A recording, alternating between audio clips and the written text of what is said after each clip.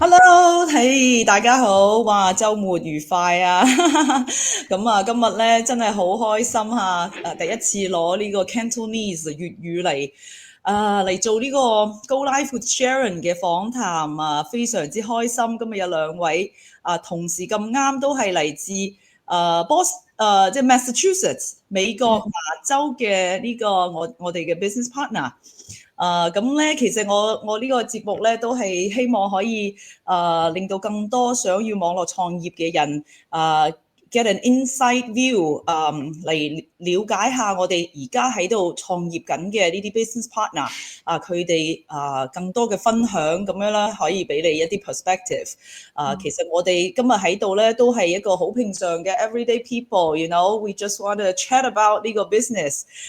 可以咧俾到大家更多嘅一啲資訊啦，同埋一啲 inside story，同埋我哋成長嘅呢個 experience，幫助你哋嚟多啲了解呢份全球嘅我覺得係一個素人嘅創業平台。咁to start with，咁自我介紹下啦，我叫 Sharon，我嚟自美國 New Jersey。咁我職業咧係一個 CPA 就註冊會計師。2年半之前咧就開始咗呢個 online business，咁當時亦都係為咗更好嘅照顧我嘅女可以更加好嘅 support 到佢。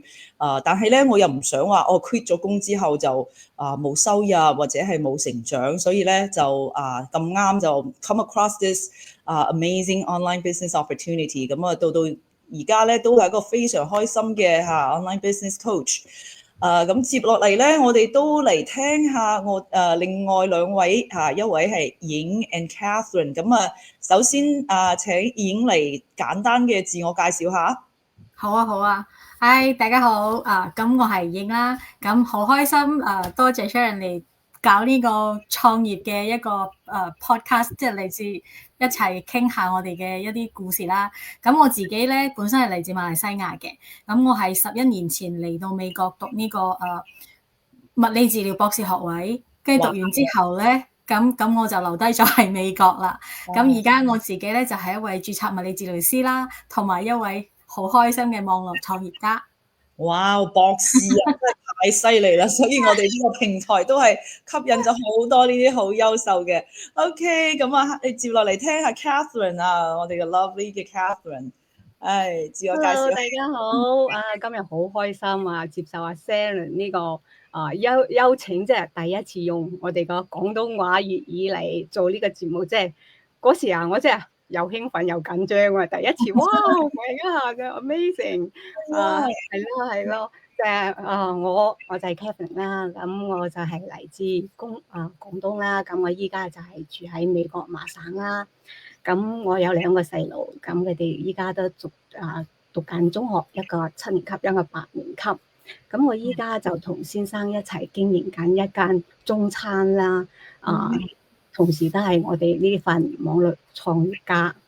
了解，因為好 flexible 係嘛？即係所以聽落兩位都係有自己嘅主業喺度經營緊，同時都喺度做我哋呢個 online business，説明佢係非常之 flexible 嘅一個 business 嗬。咁 yeah，absolutely。咁接落嚟咧，第二個問題就係我哋先嚟一齊傾下啦，即係都幾 amazing 嗬。我自己其實喺 Boston，我喺 Boston 讀大學Northeastern， 咁都住咗好多年，喺嗰度開始我第一份工啦，又喺度返學，同埋即係好但係咁 amazing我哋呢個 business bring us together， 全部我哋原來在場嘅3位都係有喺 Boston 嘅呢個經歷嘅，真係 amazing。咁咧就都想話大家分享下點解我哋又會開始諗住話要去做咁樣嘅網絡創業。其實我自己都係 CPA 啦，咁好多朋友都會問我你呢個專業都好似金飯碗咁，我哋點解要去搞咩網絡創業？呢個問題其實有兩年幾前就啲人就問我㗎啦，經常問我你搞啲咩啊？呢啲網絡咁多 scam，點解要做網絡事業咧？咁所以咧我先聽下兩位嘅呢個分享下，睇下呢個物理治療師影佢又點解會揀中呢個網絡事業平台咧？好啊，咁我同大家分享下我少少嘅背景先啦。咁其實咧由細到大，我爸爸媽媽其實好注重學業嘅。咁一直以嚟咧，佢哋灌輸俾我哋嘅思想就係knowledge is power，即係知識就係力量啦。你如果你要揾一份好工或者過得好啲嘅生活咧，咁你就一定要勤力讀書啦，同埋你要做個專業人士，跟住你嘅生活先至有保障。咁嗰個觀念咧，其實一直都係我嘅信念嚟嘅。咁直到喺2020年咧，疫情爆發嗰陣時候，我相信大家都仲記得啦。嗰陣時成個世界其實基本上係停頓晒嘅。咁但係雖然係咁啦，因為我哋自己係物理即係醫務人員，我哋一定要去翻工嘅。咁如果我哋唔去翻工咧，咁啲病人咪冇人睇，冇人照顧，所以我哋就一定要去啦。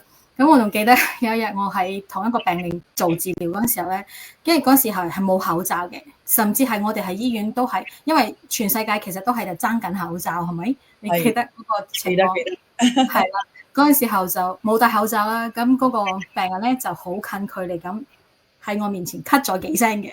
咁第二日嗰個病人咧就已經確診啦。咁我自己咧第3日嗰陣時，同我先生其實都係有症狀啦，跟住去驗嗰時候都係中咗 Covid 嘅。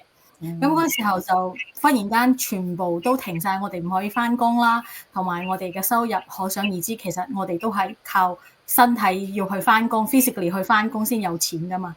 所以嗰時候就屋企嘅收入完全停頓晒嘅。咁嗰時其實真係好驚同埋好擔憂嘅，因為即係全世界都唔知發生咩事啊嘛，亦都唔知幾時可以復工啦。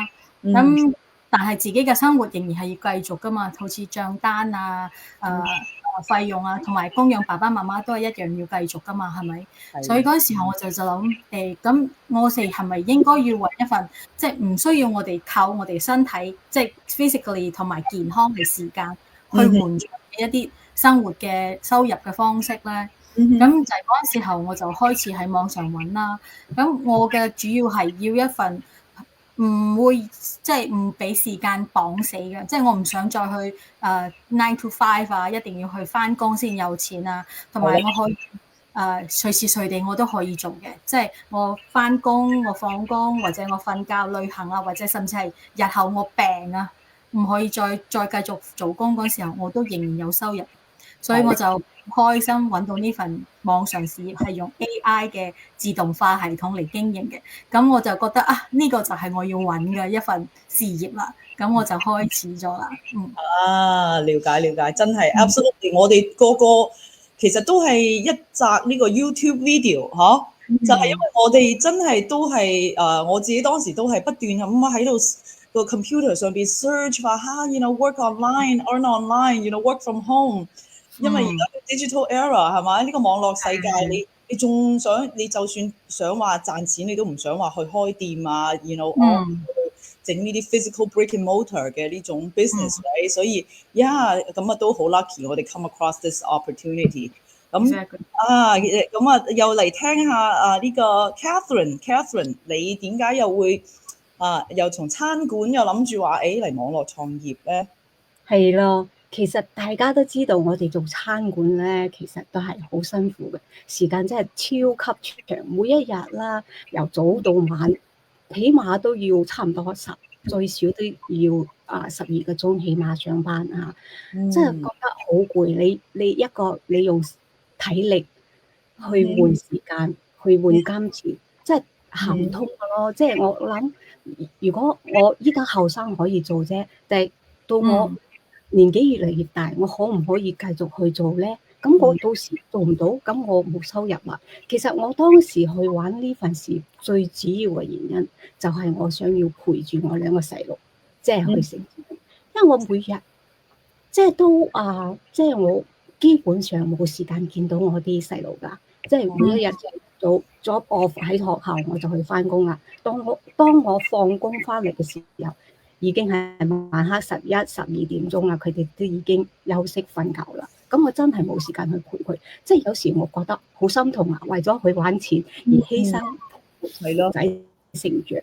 即係我以前細個咧，我啲細路好中意即係打球啊！我個仔即係soccer fans 㗎，好中意打球。我個女係打排球。咁我為咗去翻工去揾錢，嗌佢哋放棄，被逼嗌佢哋唔好 join 啦，唔好 join 呢啲 team 啦，咁即係覺得好心痛啊！即係所以我就話我唔可以繼續咁，我要揾一份可以即係俾到我靈活，即係我可以去 take care 細路仔，咁我又有收入，即係唔需要犧牲單方面，任何一方面我都可以做到咁咯。所以我就慢慢喺嗰度去玩。即係之前我都有一直去接觸，即係好似阿 Salen 咁講到啦，我哋依家係互聯網嘅世界，即係無論老老少少、男男女女，依家都用互聯網、用電話啊，咁我就諗有咩可以即係用到呢個嚟做咧？咁我就可以即係控制到嘅時間，我自己話事，唔再即係餐館咁綁死我喺度，我就走開一下都唔得，我就想要好靈活嘅時間嚟咯，所以我就一直都喺嗰度去玩咯。就係有一日我就終於喺個 Facebook 嗰度彈出嚟，可能呢個就係我需要嘅啦。咁我就去好認真咁去睇咧啲資料咧，即係去睇下佢係唔係適合我咧，咁開始熱啦。了解，真係我媽媽嘅呢份心真係為咗小朋友都好希望可以 be present for their growth 係嘛？你係7歲同埋8歲係嘛？咁真係仲有好長嘅呢個高中呢個時間，其實去到大學都唔需要我哋啦，係咯，其實真係，所以就覺得好寶貴呢啲時間，錯過即係就冇噶啦，係咪啊？即係人即係一生就係經歷一次，即係錯過之後，你即係有錢你都買唔翻嚟啊！即係我揾幾多錢都冇用啦，係嘛？即係彌補唔到佢哋嘅心靈上面嘅缺陷啊！佢見到小朋友可以，點解我唔可以啫？咁係嘛？所以我都好為你嘅呢個勇氣真係要非常之鼓掌，真係因為咧其實網絡創業其實亦都唔係話我哋想象中嘅咁一帆風順嘅，咁所以咧我哋亦都嚟同大家傾下嚇，咁我哋喺呢個創業過程當中咧有冇遇到乜嘢挑戰啊？因為有啲人咧覺得哇，即係咪我哋從來都冇任何嘅呢個網絡技術啊，或者係乜嘢嘅，係咪好難啊？咁我想亦都係聽下兩位分享下呢一路行過嚟，你哋有啲咩挑戰，有啲咩心路歷程可以同大家分享下咁影你首先好同大家講幾句。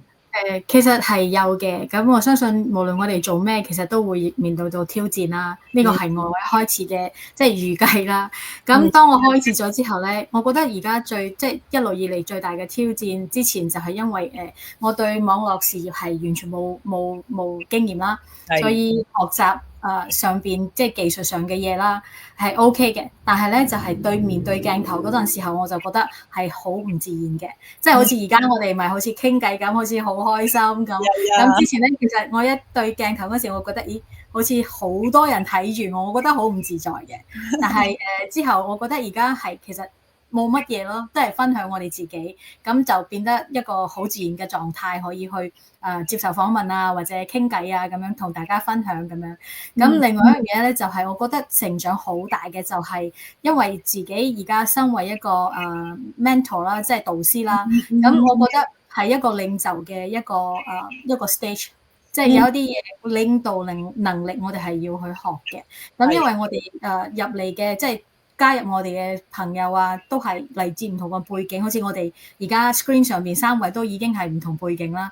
咁經濟唔係嗰個唔係經濟啦，即係我哋嘅性格同埋人夾人嗰啲，即係 communication。咁我寫好多時候，我哋係需要去唔同嘅人就用唔同嘅方式啦。所以我覺得呢一個係好重要一個 skills 嚟嘅。咁而家呢個都係我而家一直喺度進步緊、學習緊嘅嘢，成為一個好嘅 mentor，即係帶領即係大家一齊去創業同埋解決我哋創業上面遇到好多嘅問題嗰啲咯嚇。我覺得呢個係一個好大嘅挑戰，亦都係一個好大嘅成長空間。Yeah，absolutely 係咯係咯，我都好有同感啊！喺呢個事業當中，一開始啱啱入嚟咧，就自己都係好似個學生咁嗬，小學生咁，你就慢慢先學啲 skill set 咁呢啲咧就 technical challenge，但係咧你又有導師啦，又有教練啦，又有成個 community 嗬，即係都可以幫我哋一齊嚟解決，咁所以咧其實真係唔係 alone。我自己最大嘅感觸都係我哋呢個創業平台其實最同任何其他我之前試過嘅，即係最大嘅唔同就係佢嘅 support system。我哋呢個 community 真係太 amazing 啦，全同意。所以因為呢個創業之路真係唔可能一帆風順嘅。但係你即係當你自己想 quit 嗰時，有人 push 你一下，拉你一把，係咪見到哇？大家都差唔多，都係有咁嘅挑戰喎，咁你又 make it easier for you to go，所以真係幾absolutely 好。咁我哋話Sharon 你提到嗰個，其實我真係非常之有同感㗎，因為之前自己遇到低谷嗰陣時候啦，就係因為好彩，即係我自己都有伙伴同埋有導師，我哋就同佢哋傾嗰陣時候咧，佢哋就哇真係俾咗好大嘅鼓勵，即係同我哋一齊向前行咯。係啦，因為我覺得我哋呢個事業咧最大嘅特點就係每個人其實我哋都係 follow the same system。That's the key. It doesn't matter where you come from。你有幾多 education， 或者你幾犀利，你生得仲靚啲，或者係點樣 ，it doesn't matter 喺我哋呢個 business 都 doesn't matter。我哋其實全部都係做你自己，然之後我哋有成套已經幫你 proven success 嘅 system。所以你今日見到嘅所有嘅挑戰，有好多人你行喺你前邊嘅人都已經都見過晒。所以你就會行少好多彎路啊，咁樣咯，好，咁又聽下 Catherine 有咩即係創業到而家，你覺得係乜嘢對你嚟講係最有挑戰嘅？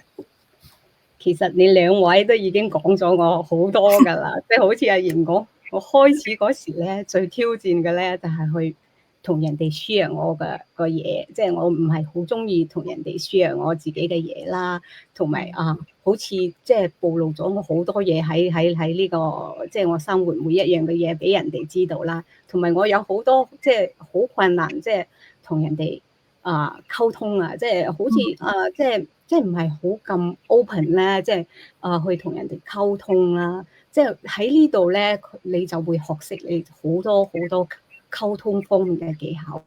即係今日我一早咧就聽咗我哋嗰個 Jason 大哥嘅個星期一嗰個唔係星期四好似Emily 嗰個係啊嗰個列飛係啊，即係哇！即係你有錢都買唔到啊！佢即係將啲錢放去你個袋啊！真係哇！真係即係教識你好多嘢，你點去同人哋溝通啊？即係唔係好簡單嘅咧？即係我哋喺餐館上班其實好簡單，你要咩我俾咩你，即係唔會話去進一步有進一步嘅溝通咧。但係喺呢邊唔同啊！你真係學識你點去即係去同人溝通，你點去明白。即係將心比心，你去睇下佢要，即係佢有咩需要，你去即係好用心去聽佢哋，聆聽佢哋，唔係真係單方面我要即係推銷你咩嘢啊咁，即係你會心比心咁去同佢哋連接咧，即係呢種真係好即係好矜貴嘅啫，我absolutely， 我覺得真係呢個事業咧就。點解咁多人覺得係有咁大嘅成長空間？我覺得就係因為我哋呢個係呢個創業呢條路真係我一開始我諗唔到會有到咁多方面嘅呢個鍛鍊嘅。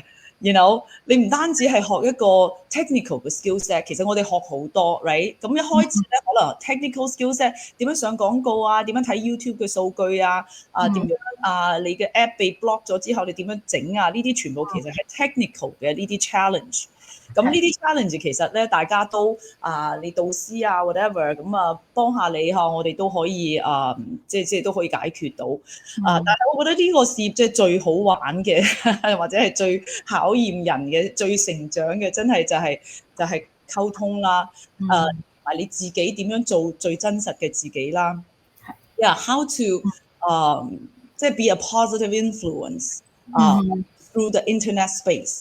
其實而家因為 in today's world 真係好多人都係喺呢個 website 啊，你喺度 scrolling 啊，睇呢樣嗰樣，you know，我哋其實每個人其實我覺得只要do your part and be a positive influence，呢個 ripple effects，即係我哋呢個 community 就係我覺得佢最好俾我最中意嘅呢個地方就係呢個 culture，每個人其實你都 could be a source of encouragement and inspiration，係嘛？呢個真係呢個亦都係我自己當時點樣可以 overcome 呢個我唔想 sharing， 我都唔識嗰啲人嘅，點解我要 share，right？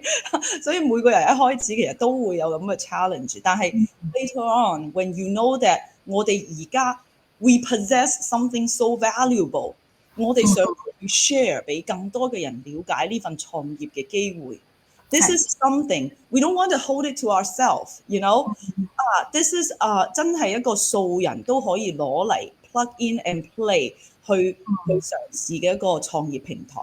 點解唔話俾更多嘅人知道 ？You know， 而且咧，我哋呢個 business 咧係好點講啊？我覺得佢係包住咗好多嘅呢個deceiving 嘅一啲嘢嘅，即係人哋冇辦法一眼就睇得明。misleading 嘅，一開始 could be very misleading。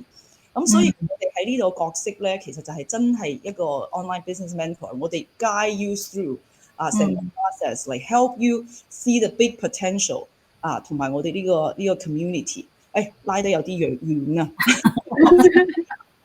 成日一講就唔記得時間咁我相信即係呢個 topic 咧就最中意嘅網絡事業嘅部分啦。啱先我哋可能都有 touch point 咁再。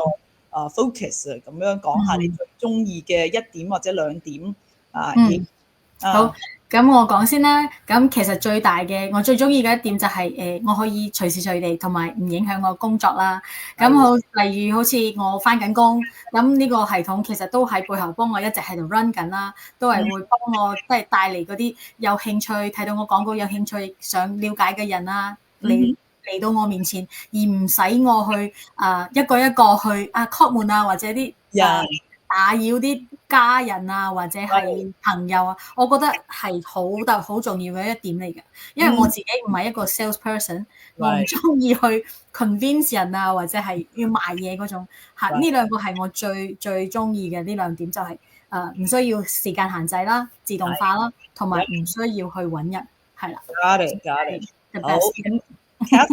Catherine， 其實我同阿瑩嘅係 exactly the same thing， 你知唔知？好似我哋咁，我邊度有時間去做其他嘢啊？係嘛？但係呢份嘢真係佢真係嗰個時間真係好靈活，我就係中意佢嘅靈活性。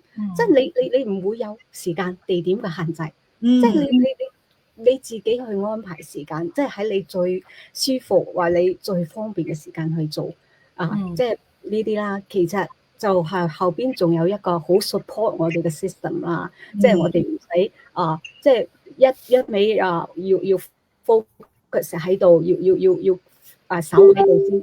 你背後有一個系統幫我 run， 咁我就可以做我中意嘅，好似咁我就可以要多啲時間去陪我哋屋企人細路咁咯。即係呢個係我最中意呢份事業，亦都係我加入呢份業嘅最重要嘅原因，最大嘅原因 ，right， 係啦，我都係，即係其實佢網絡事業最犀利嘅地方，同埋我哋呢個同嗰啲傳統嘅嗰啲咩 Amazon 嗰啲 selling product type 嘅最大嘅區別就係我哋唔使你自己去囤貨去買貨去 stocking， 因為我哋平台上其實好多人去都做過咩喺 eBay 或者係 Amazon 上去賣貨，因為好多人一聽話網絡事業佢就覺得哇，咁係咪要去 stock 成堆嘢，然之後去賣？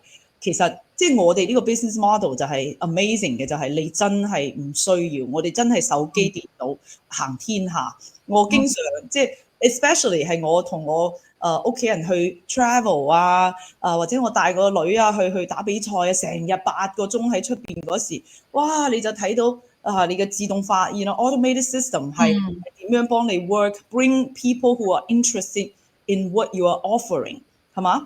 即係我哋係靠個 system 將感興趣嘅人送到我哋面前，而唔係我哋到處好似啱先演講嘅到處要去 convince people 啊，要去talk to 啲 potential， 我哋列名單啊呢樣嗰樣，呢個真係非常之好嘅24小時嘅呢個助手所以我都係非常之非常之中意。咁肯定啦。你俾我都做唔嚟啦，我哋都冇呢啲係嘛 ，sales 都冇話呢啲口才去點去 convince 人哋嚟做，根本就冇可能。人哋你都唔會話你咧，好似你要去推銷，你都會即係搞到即係好尷尬啊！你知唔知啊？如果人哋唔需要你咁，你一直去推銷人哋就好煩你噶啦。一見到你，唔好俾我打電話啦，唔好嚟啦，咁啊係嘛？其實呢個就係傳統線下嘅呢個 business 同埋 online business 嘅最大嘅區別。online business 咧，我哋學識嘅呢套自動嘅 sales funnel 嘅呢啲模式咧，佢就可以幫你揾到有需求嘅人群。今日點解話我哋呢個 business 唔需要 convincing？就係因為我哋揾到嘅人一定係對我哋 offering 係有需求嘅人。就好似我哋三位啱先講 why we started， 就係因為我哋都喺度尋找緊一個方式喺個 online 係嘛？我自己之前試過其他幾種呢種online business， 但係咧 either 即係其實都係 legitimate business， 但係咧我覺得好煩，我自己做唔到我都 quit 咗。咁但係呢份 business 咧就哇真係我一入到嚟我就知道 this is what I want。所以我係有需求嘅人，冇任何人嚟 convince 我你一定要試下或者係點樣 you know。所以 this is the amazing part of 我哋呢個 sales funnel， 佢可以幫你喺成個呢個 online business 嘅呢個 world 度揾到對你嘅產品或者係服務有需求嘅人。呢個 connection 係 always I'm amazed by 呢個 skill 呢種 technology。咁喺我哋嘅呢個 business platform 度，你唔需要自己去 figure out how to find these people。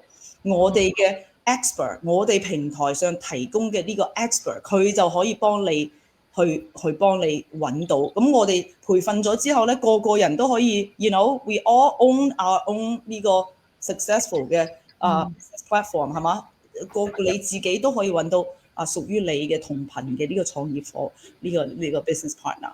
所以我覺得呢個係我好中意嘅。我覺得我就算之前我有幾多學識喺呢個 financial service industry， 但係我喺呢個 online space 我都係 zero，you know，I start zero。如果唔係 ，if it were not for 呢個我哋呢個 platform 係咁叫做咩素人 friendly 嘅話，我哋都冇可能即係可以做到嘅。OK。咁咧，最後嚟到一個問題就係其實好多人咧，一開始做我哋呢個 business 咧，經常可能有啲 skeptical 嘅呢個 family 我就想話，睇下兩位當時會唔會有啲 skeptical 嘅 family member， 咁你哋做咗一段時間之後，佢哋會唔會有啲咩變化咁樣？咁我分享先啦。我自己咧一開始嗰陣時候，其實我係又第一次我接觸呢份事業咧，其實係2020年嘅，唔係2022年，即係第一次接觸。咁我就賣咗即係進入咗149去全頻，即係入去 deep dive 啦，睇晒成個 model system business model。咁我又同我屋企人傾，咁我先生自己咧係 neutral 嘅。佢話如果你想嘅話，咁你可以去做啦。但係咧，當我同我嘅哥哥同埋我啲細路傾嗰時候咧，佢哋就話其實你唔好做啦，因為我哋覺得呢個應該係 scam 或者係some sort like 你擠咗錢投入咗錢入去之後，你係唔會成功嘅。咁我相信佢哋嘅 intention 係好嘅，佢哋係因為 care for me，so 佢哋真係想我小心啲。咁但係我就嗰時候咧就自己唔夠堅定啦。嗰時候就對網上邊嘅嘢即係網絡上世界嘅嘢唔係好熟悉，咁我就退咗款嘅。因為我哋有30日嘅嗰個30 days refund 噶嘛，係咪？咁其實我退咗，係啦，我就退咗款嘅。咁之後咧7個月後咧，咁我又睇到另外一個廣告喎。咁嗰時候我睇到嗰時候，我覺得我就好好奇，又入去睇下。嗰時我唔知道係同一份事業嚟嘅。咁我入到去嗰時咧，原來係一樣嘅。咁之後我就 give it a second chance，再入到149，再入去睇，跟住再睇清楚啲。咁之後我就祈禱啦。咁我祈禱嗰時就好似我聽到神同我講，呢個可能係神俾我嘅第二次機會 ，second chance。So yeah, good. 我就 exactly， 所以我就同我先生講過，不如我哋試下啦。因為嗰陣時候其實係比較適合嘅時間同埋一個 timing 嚟嘅。咁我就覺得咁我先生就話好啦，你去試啦。咁既然你咁想試，有第二次啦嘛，咁我就即係入咗去啦。咁嗰時候我爸爸媽媽都未知嘅。之後我做咗一段時間，我先同佢講，其實佢哋係好 supportive 嘅。佢講好啊，因為你做網上事業，其實佢哋其實雖然係年紀大啲，但係佢哋嘅思想其實都好開明，好開明。係啊，佢講係啊，你而家真係唔可以淨係靠體力同埋健康去賺錢㗎啦。你要揾一份即係唔需要你親自去做，即係同我嘅信念係一樣嘅。原來係啊，所以嗰陣時我就好開心啦。咁而家做落嚟咧，咁我啲哥哥佢哋其實都知道我開始咗啦，但係佢哋都冇反對嘅。咁佢哋都 support 嘅，即係講係咯，希望你可以即係做得好。跟住佢睇我做咗一段時間，佢哋都覺得OK 啊，即係唔係呃人啊，唔係 scam 嗰啲咯。So yeah, really blessed， 係啊，好開心。Great, that's great。咁Catherine 咧？唔該。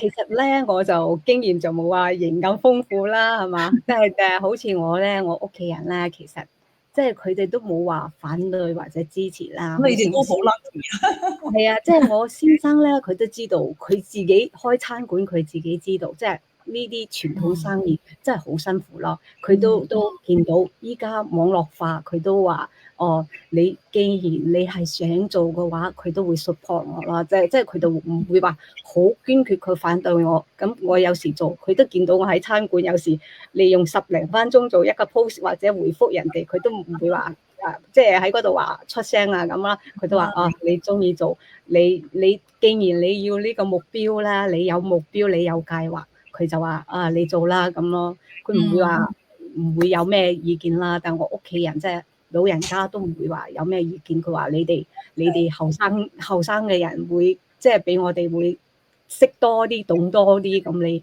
你就堅定你自己個方向去，你做咩都我哋都支持咁咯。佢哋都依家都好 open 嘅咯。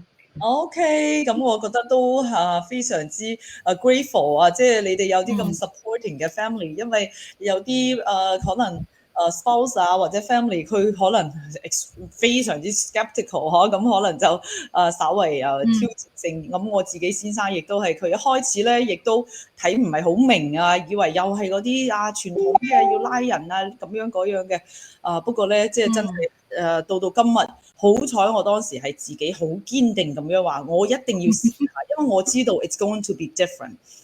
因為我知道我一定要 learn 呢個 digital marketing skill， 因為我知道呢個係喺當今非常之 $1 million skill set， 所以我當時雖然我都冇點睇明全部 how it works，但係咧我覺得你自己唔試下，你永遠都唔知。所以咧到今時今日咧，即係最驚你唔試你就錯過呢次機會啦，係嘛？你都唔知下一秒會點，所以要捉住呢個機會啊！如果我即係我試過唔得啦，咁你先甘心。係咯。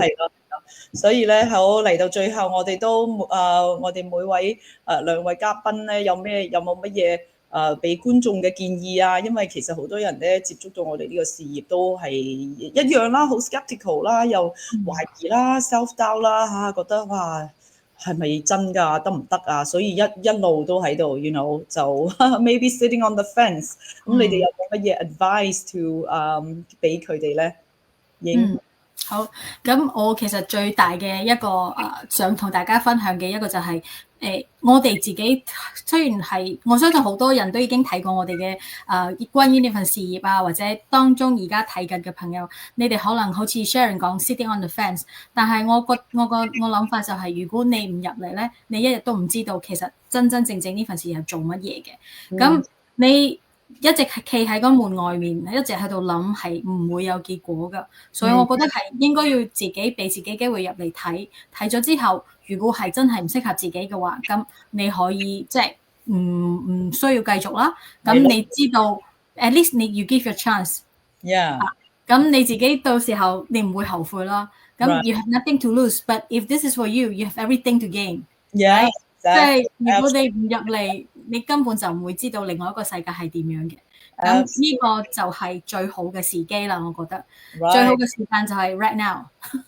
係冇錯冇錯。OK，Catherine，你咧？係啦，就好似阿瑩咁講，我哋每一個人都會有唔同嘅生活，但係你咧真係你要為咗自己，為咗屋企人為咗你嘅目標、你嘅理想，真係要入嚟呢度睇下，究竟佢會帶俾你咩，同埋你喺呢度你會學到咩嘢？即係我嘅意思，即係唔單止係金錢上面，仲有其他好多方面，你嘅心態啊，你嘅成長啊等等，即係有好多係需要我哋學習，同埋你會學到喺呢度喺呢份事業，仲要交到結識到好多好多朋友㗎，真係你睇下我哋面前呢兩位真係好犀利㗎，真係即係觀眾，即係你哋真係俾自己一次機會入嚟睇下，即係唔係你需要嘅，咁你再做決定都唔遲。係好，唔該晒 Catherine OK，咁啊真係我亦都係咁講，我覺得做任何事情即係 decision making，我哋一定要 open our mind，即係 when you have a closed mind，all the opportunity will be，you know，你就會遠離任何嘅機會，所以咧一定要 have an open mind，因為我哋呢個 business 就係只不過係一個 opportunity that for you to take a look，冇人會force you to do anything， 但係咧你自己如果你今日睇到我哋嘅呢個 presentation，呢個 interview 咧，一定係或者係you want something more for your life，you want some change，但係如果你 if you don't do anything， 即係你唔做任何 different 嘅嘢，你嘅 outcome 亦都係 remain the same，所以咧都好鼓勵大家嚇，即係踏出嗰一步 ，at least give yourself a chance to 嚟了解我哋呢份事業，再去評估適唔適合你。咁最後送大家一句話就係舊嘅認知咧，永遠賺唔到未來嘅錢。所以咧，我哋而家要跟上時代網絡時代嘅呢個步伐。所以咧希望下我哋可以喺接落嚟嘅日子有機會同你進一步嘅溝通。OK，非常感謝兩位嘅時間，呢個 weekend 咁寶貴嘅時間同我哋做咗咁精彩嘅分享。咁下一次我相信仲有好多次我哋可以更多嘅呢個 business， 俾更多人了解我哋呢份amazing 嘅 business blessing。OK，好，大家多謝 Sharon，多謝晒，多謝。OK，好。